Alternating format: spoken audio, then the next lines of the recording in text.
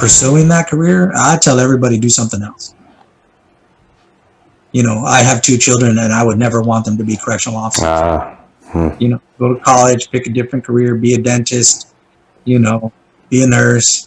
There's a lot of other noble professions that aren't going to tax you in the way that this does.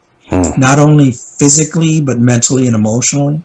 There's a high rate of divorce. You know, unless you have your first divorce in, we consider you're not even vested. You know, the different ways to deal with the stress level, you know. Alcoholism is a high rate in officers, especially correctional officers.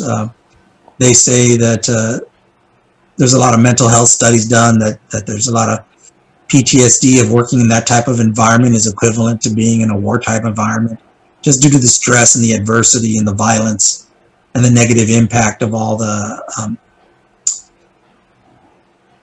you know, you don't go to your job and they tell you, hey, F you so-and-so, and no, I'm not going to do this and that. And that's on a daily level.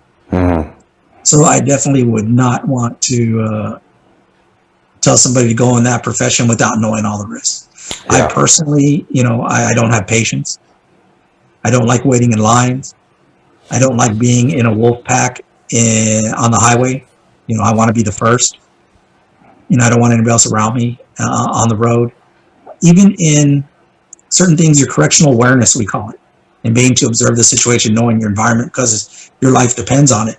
Doing that in public, looking at what people are wearing, how their body language, what they're driving, how they're moving, the way they're talking, specifically what words are they using. And then in an environment like going somewhere where there's a large gathering, music festivals, major league sports, arenas, even just to the beach or a crowded restaurant.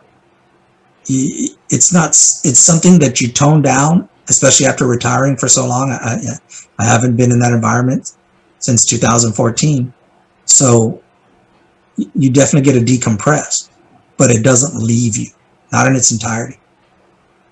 And it's funny how somebody could come up that you've worked with and they'll bring up something in the past, an incident that you were both involved in. And the next thing you know, mentally, it was almost like you never left. You're in that moment, you're right back at it. You might as well be back in uniform. You know, wow. It just yanks you right back in mentally. Yeah. But after decompressing, it goes away a lot quicker. So knowing all that, knowing the physical cost that it can do, you know, there's other people, you know, even though I'm medically retired, there's other people in way worse condition than I am.